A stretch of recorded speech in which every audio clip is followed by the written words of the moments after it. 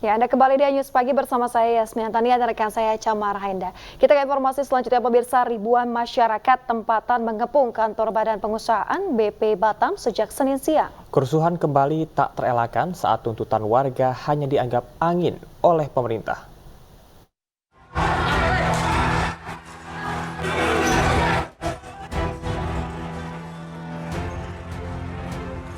Lemparan batu, besi, dan bom molotov mewarnai unjuk rasa ribuan warga Pulau Rempang yang mengepung kantor BP Batam. Lemparan dari ribuan warga ini juga merusak kantor BP Batam, bahkan bom molotov yang dilempar massa juga sempat membakar bagian samping kantor BP Batam. Untuk membubarkan massa, polisi menurunkan water cannon dan mobil barakuda. Beberapa personil polisi mengalami luka akibat lemparan batu dan besi. Bahkan satu orang anggota Satreskrim Polresta Barelang menjadi sasaran amukan massa. Unjuk rasa ribuan warga ini kembali digelar dengan tuntutan menolak relokasi 16 titik kampung tua yang ada di Pulau Rempang dan Pulau Galang. Mereka juga meminta polisi membebaskan 8 orang warga yang sebelumnya ditahan terkait penolakan di Pulau Rempang Rabu pekan lalu. Dari Batam, Kepulauan Riau, Gusti Enosa, iNews melaporkan.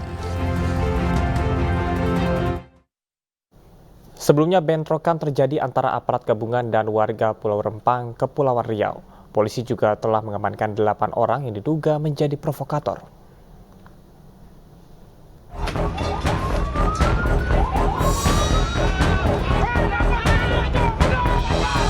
Ratusan warga di Pulau Rempang, Batam bentrok dengan aparat gabungan pada 8 September 2023. Warga memblokade jalan di ujung Jembatan 4 Pulau Rempang saat petugas akan memasang patok di wilayah tersebut. Tim gabungan berupaya membubarkan massa dengan menembakkan gas air mata. Ironisnya, bentrokan ini justru berdampak pada siswa-siswa sekolah yang sedang belajar. Para siswa harus dievakuasi karena terpapar gas air mata, bahkan ada yang sesak nafas dan pingsan. Bentrok terjadi karena warga menolak pengembangan kawasan yang merupakan kampung adat masyarakat Melayu. Sementara itu, aparat kepolisian telah menangkap 8 orang dalam kerusuhan. 8 orang ditangkap karena diduga menjadi provokator dan membawa senjata tajam saat bentrok dengan aparat. Atas perbuatannya akan diproses sesuai dengan hukum yang berlaku. Sekali lagi, aparat keamanan, kepolisian beserta aparat keamanan lainnya berusaha mengedepankan dialog, ya, menjembatani, menengahi antara warga masyarakat dan pihak BP Batam. Tentu semua ini tujuannya adalah untuk kepentingan masyarakat. Pengembangan daripada pengembangan wilayah dari wilayah Rempang tersebut. Pulau Rempang masuk dalam proyek strategis nasional yang akan dibangun kawasan wisata terintegrasi. Meski demikian, rencana pembangunan berdampak pada relokasi permukiman warga. Total ada 16 kampung Melayu tua yang ada di Pulau Rempang yang menolak relokasi. Dari Batam, Kepulauan Riau, tim liputan iNews melaporkan. Ke informasi lainnya, pemirsa, oknum TNI berinisial GDW yang berkendara melawan arah di tol layang MBZ ditangkap polisi militer Kodam Jaya. Pomdam Jaya menyebut saat ini oknum TNI berinisial GDW pelaku yang menyetir lawan arah hingga menyebabkan kecelakaan beruntun di tol layang MBZ masih dirawat di RSPAD Gatot Subroto, Jakarta. Pelaku juga mengalami luka dan masalah psikologi usai peristiwa tersebut. Pomdam Jaya akan terus memantau kondisi kesehatan pelaku hingga bisa dimintai keterangan. Saat ini pelaku sudah ditangani oleh penyidik Pomdam. Namun karena faktor kesehatan si Letu G ini yang bersangkutan belum bisa memberikan keterangan, saat ini sedang dalam perawatan di rumah sakit RSPAD. Penyidik POM ini juga telah melaksanakan pemeriksaan terhadap saksi-saksi, ya, saksi-saksi, baik itu saksinya dalam korban maupun saksi pelapor dan Pemirsa, beginilah detik-detik usai oknum TNI GDW menyetir melawan arah di tol layang MBZ dan menabrak 8 kendaraan pada Sabtu lalu. Akibatnya 1 orang luka berat, 2 lainnya luka ringan. Oknum TNI tersebut juga terluka akibat kecelakaan ini. Usai kecelakaan, GDW diamankan ke Satlantas Polres Metro Bekasi dan diketahui identitasnya merupakan oknum anggota TNI. Pelaku kemudian dijemput oleh pihak Denpom 2 Jaya, kasusnya dilimpahkan ke pihak polisi militer.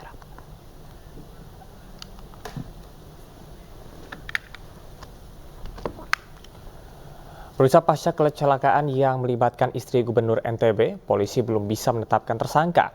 Hal tersebut dikarenakan hingga kini polisi masih memeriksa sejumlah saksi.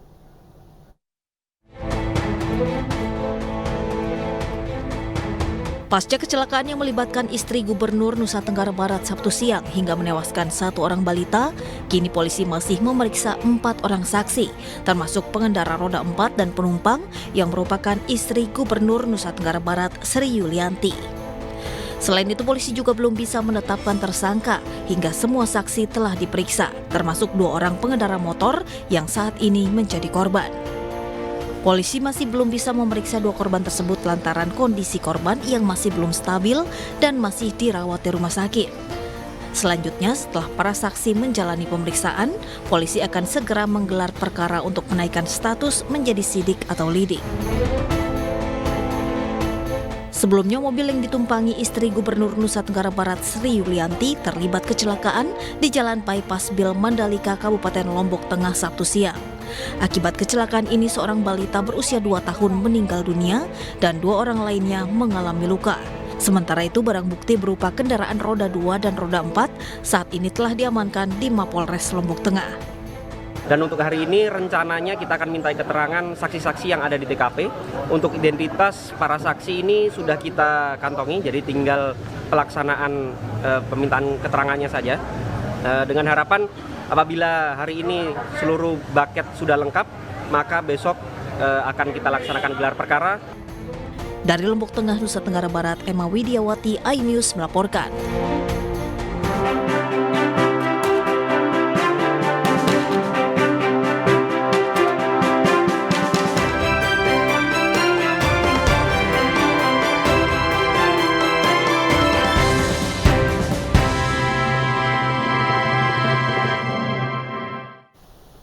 Pemirsa, bakal calon Presiden Ganjar Pranowo jadi sorotan usai dirinya muncul pada tayangan azan maghrib di 2 stasiun televisi swasta. Sejumlah pihak menyebut kemunculan Ganjar tidak masalah karena saat ini bukan masa kampanye dan Ganjar belum secara resmi mendaftar ke KPU.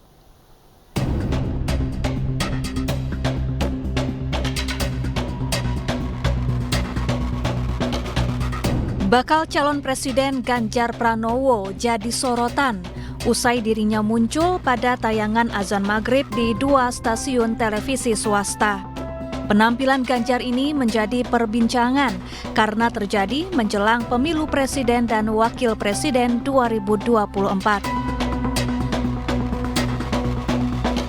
Sekretaris Jenderal PDI Perjuangan, Hasto Kristianto, membantah kemunculan Ganjar pada tayangan azan maghrib merupakan bentuk politik identitas. Menurut Hasto, Ganjar tampil secara alamiah sebagai sosok yang dikenal religius. Senada dengan Hasto, Wakil Ketua Majelis Ulama Indonesia Anwar Abbas menilai kemunculan Ganjar dalam azan maghrib tidak masalah karena bermuatan dakwah, yakni mengajak orang untuk sholat, apalagi dilakukan oleh seorang tokoh. Adapun Asosiasi Komunikolog Indonesia turut mengomentari hal ini. Ketua Asosiasi Suko Widodo menilai tidak ada aturan yang dilanggar sebab saat ini belum memasuki masa kampanye. Bahkan Ganjar belum secara resmi mendaftarkan diri sebagai calon presiden ke KPU. Sementara itu, Badan Pengawas Pemilu menyatakan pihaknya akan mendalami tayangan azan maghrib. Bawaslu memiliki waktu 7 hari untuk mengkaji. Tim Liputan iNews melaporkan.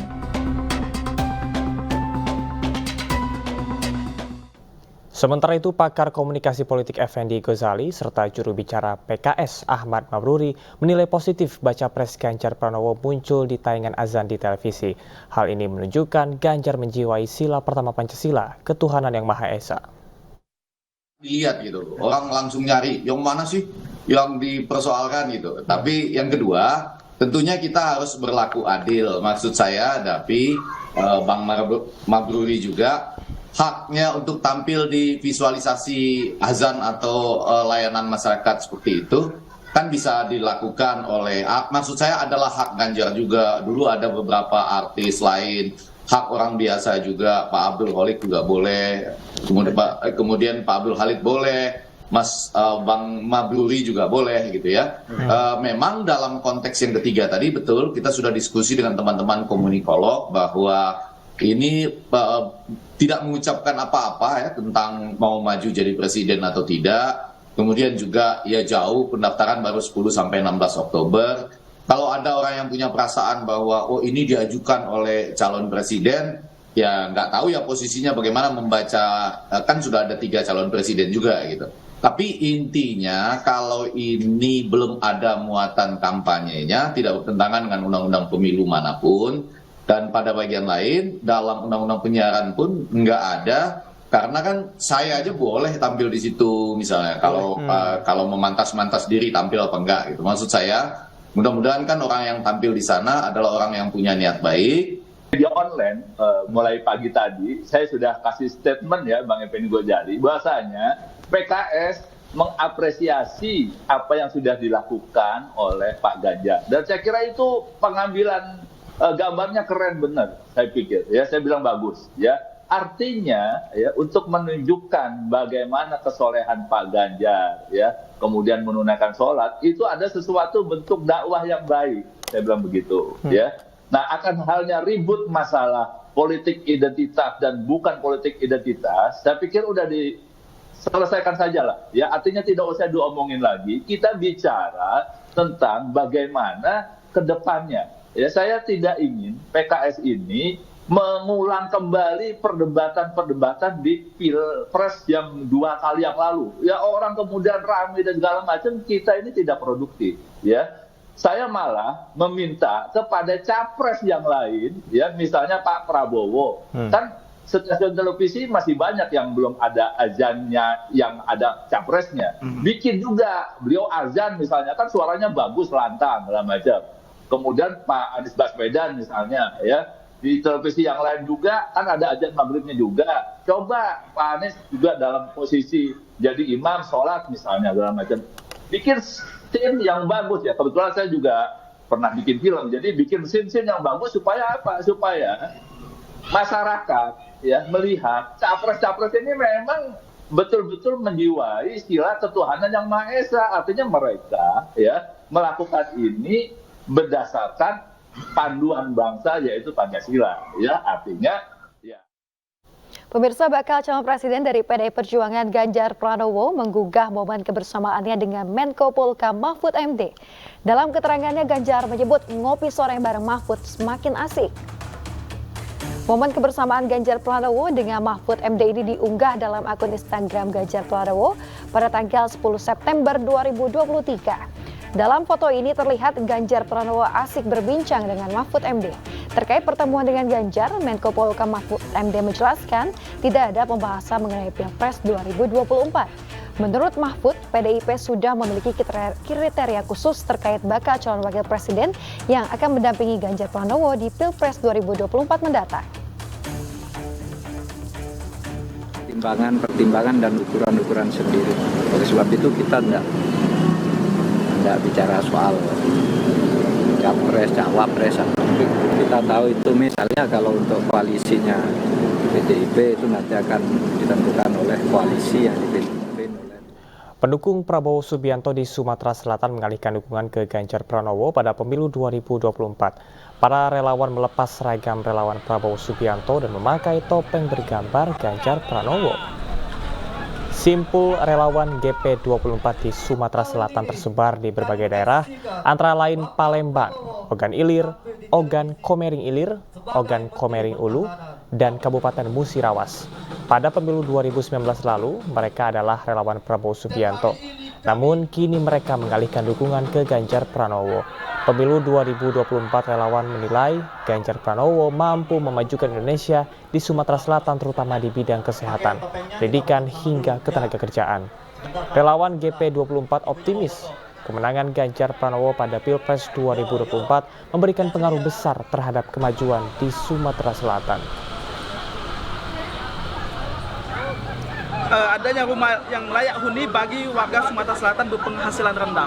Itulah kenapa kami dari relawan ataupun simpatisan Bapak Prabowo Subianto 2019 mengubah ke GP ataupun Ganjar Pranowo 2024 untuk menasbihkan. Pemirsa, sosialisasi dan dukungan untuk Ganjar Pranowo di Pilpres mendatang terus dilakukan para relawan di berbagai daerah, seperti menggelar sarasehan dan pentas seni budaya hingga menyiapkan program untuk menggait suara akar rumput kalangan buruh.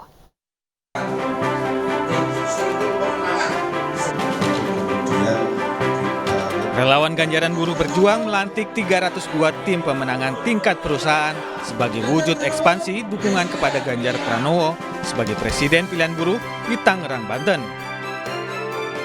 Ratusan tim pemenangan tingkat perusahaan tersebut berada di seluruh Pulau Jawa yang bertugas menggait suara akar rumput kalangan buruh dalam Pilpres 2024.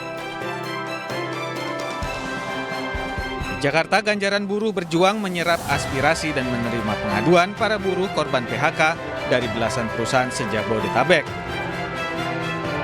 Sejumlah program disiapkan untuk para buruh mulai dari peningkatan skill buruh, memberikan informasi lowongan pekerjaan, hingga pelatihan UMKM.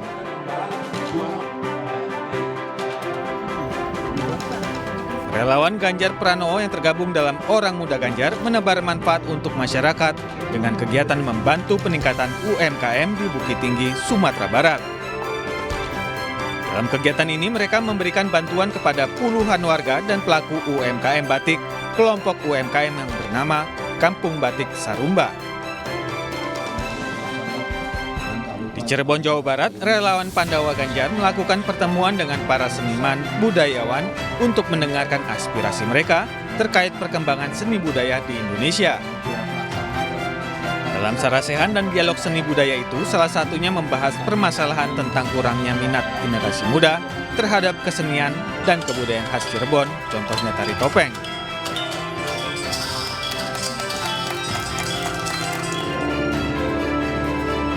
Relawan generasi alumni muda dan akademisi dari Undip, UNES, dan UNS atau Penamas Ganjar menggelar kegiatan pentas kesenian mahasiswa Solo Raya di Surakarta, Jawa Tengah. Mereka mengajak puluhan milenial yang hadir untuk menumbuhkan semangat jiwa kesenian sekaligus sosialisasi dan dukungan kepada Ganjar Pranowo di Pilpres mendatang. Untuk meningkatkan perolehan suara P3 di Sumatera Barat, PLT Ketua Umum PPP Mardiono bertemu dengan para kader. Mardiono yang juga sebagai utusan khusus Presiden ini menjadikan generasi milenial untuk meningkatkan kepercayaan pemilih. Dalam kunjungan kerja ke Sumatera Barat, PLT Ketua Umum Partai Persatuan Pembangunan Muhammad Mardiono bertemu dengan para kader serta Wakil Gubernur Sumbar sekaligus Ketua DPP P3 Audi Joinaldi di rumah dinas Wagub di Padang, Sumatera Barat. Pada Pilpres 2024, para kader P3 memiliki tugas untuk meningkatkan perolehan suara dengan meraih semua kalangan termasuk generasi milenial dan juga Gen Z. Dengan banyaknya generasi milenial yang bergabung, diharapkan mendongkrak suara di seluruh wilayah Sumatera Barat. Tugas sebagai Ketua DPP P3 ya tentu harus mensukseskan pemilu untuk 2024 ini, khususnya untuk suara-suara P3 bisa semakin meningkat. Kan harus berkolaborasi, kalau isinya orang muda semua nggak punya pengalaman, tentu nggak ada yang membimbing begitu kan. Jadi ini sesuatu. Pemirsa, Ketua Umum DPP Partai Perindo Haritanu Sudibyo menghadiri peresmian kantor sekretariat Antonius Valencia Center atau AVC di Kecamatan Koja, Jakarta Utara. Kehadiran kantor pemenangan ini diharapkan menjadi wadah untuk menampung aspirasi dan ruang mendekatkan diri dengan masyarakat.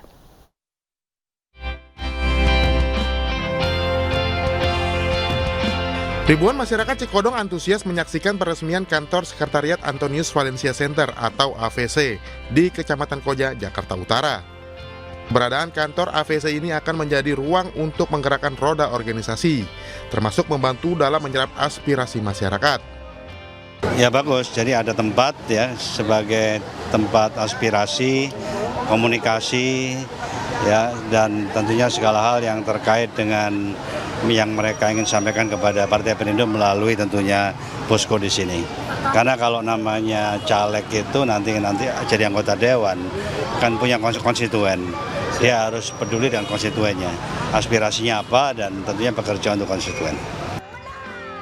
Acara peresmian juga dipadukan dengan ragam kegiatan menghibur, mulai dari pemberian kuis dari Ketua Umum Partai Perindo, kegiatan jalan sehat, serta menghadirkan gerobak UMKM yang menyajikan makanan secara gratis kepada masyarakat.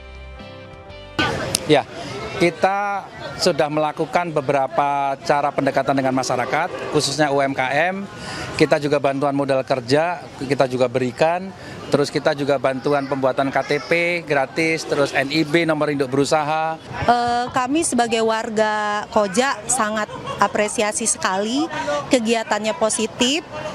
Pokoknya semua warga sini senang, kalau bisa berharap Perindo secara rutin mengadakan kegiatan seperti ini. Partai Perindo optimis bisa menjadi partai pemenang pemilu dengan target presentase suara 2 digit pada pemilu 2024 mendatang. Untuk mencapai target tersebut, partai berlambang sayap Raja Wali ini telah memerintahkan semua pengurus dan kadernya untuk terjun langsung menyerap aspirasi masyarakat. Dari Jakarta, Esra Ambarita, Damar Wicaksono, iNews melaporkan. Ketua Bidang Pendidikan DPP Pemuda Partai Perindo Aiman Wicaksono menyambut baik kebijakan Mendikbudristek yang tidak lagi mewajibkan skripsi sebagai syarat kelulusan mahasiswa S1 dan D4. Aiman meminta mahasiswa dapat memiliki karya yang bermanfaat bagi masyarakat.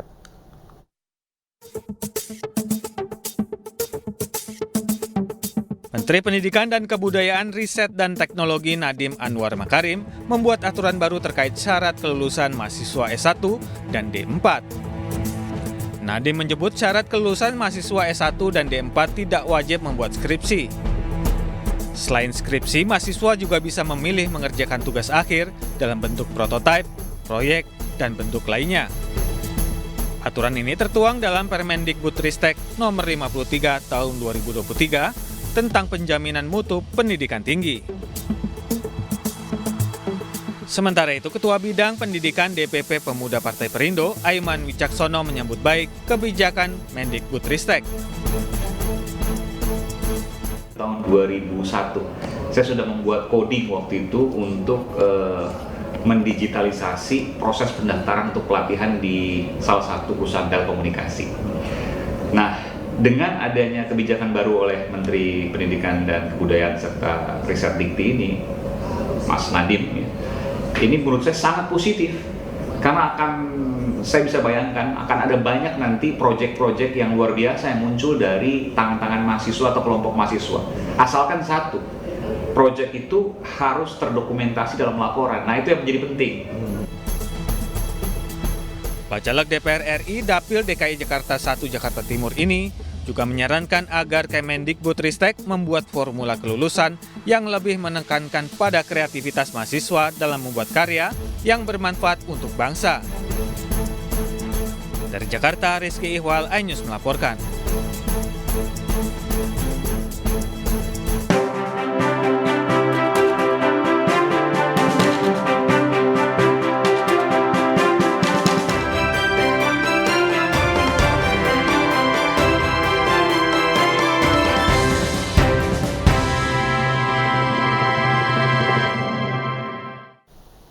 Pemirsa, diangkat menjadi ASN tentu menjadi cita-cita bagi sebagian besar guru honorer. Di Badung, Bali, ribuan guru diambil sumpah jabatannya oleh Bupati setelah mendapat SKP 3K Jabatan Fungsional Guru.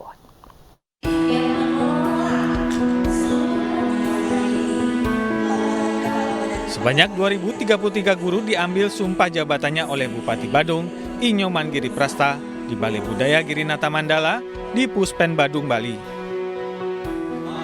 Dalam kesempatan ini, Bupati Badung juga menyerahkan 2.033 SKP 3K Jabatan Fungsional Guru tahun 2022. Guru yang beragama Hindu sebelumnya menjalani upacara mewinten di Pura Linggabuana. Bupati Badung, Inyoman Giri Prasta juga mengajak seluruh guru agar mengembangkan cara mengajarnya. Kita sudah tugaskan kepada Badan Kepegawaian Kabupaten Badung untuk menindaklanjuti persoalan ini sesuai dengan regulasi. Sementara ke depan ini Kabupaten Badung biar tuntas semua menjadi P3K sesuai dengan persyaratan.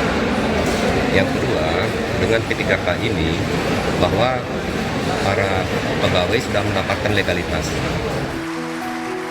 Acara ini turut dihadiri Ketua TPPKK Badung, Semiasi Giri Prasta, anggota DPRD Badung, Kepala Kantor Regional 10 Denpasar, dan Kepala PKP SDM Provinsi Bali.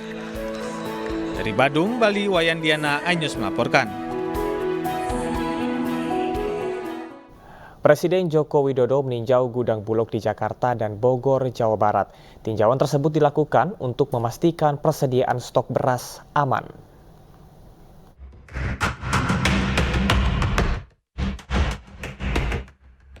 Tinjauan dilakukan Presiden Jokowi bersama dengan Mensesnek Pratikno, Menteri BUMN Erick Thohir, dan Kepala Bulog Budi Waseso. Jokowi mengungkapkan bahwa stok beras di Indonesia saat ini masih aman, karena masih ada stok 1,2 juta ton dan akan bertambah 400.000 ton beras yang saat ini dalam perjalanan. Dalam waktu dekat akan ada 2 juta ton beras di dalam gudang-gudang Bulog di Indonesia. 7 provinsi di kita. Oleh sebab itu, saya datang ke gudang-gudang Bulog di sini, nanti di Jakarta, mungkin nanti di daerah, untuk memastikan bahwa stoknya itu ada. Yang paling penting stoknya ada, barangnya ada, berasnya ada. Ada, sudah yang di dalam gudang 1,6 juta, dalam perjalanan 400 juta, sehingga stok 400.000 ton, sehingga kan ada stok 2 juta. Usai meninjau gudang Bulog, Jokowi kemudian menyapa warga Bogor yang antusias menunggu. Dalam kesempatan itu, Presiden juga membagikan bantuan beras ke masyarakat. Dari Bogor, Jawa Barat, Tim Liputan iNews melaporkan. Pemirsa, momen menarik terjadi saat Presiden Joko Widodo yang didampingi Menteri BUMN Erick Thohir meninjau gudang Bulog di Dramaga, Kabupaten Bogor, Jawa Barat. Pada kesempatan itu, Presiden Jokowi memperkenalkan Erick Thohir ke hadapan warga.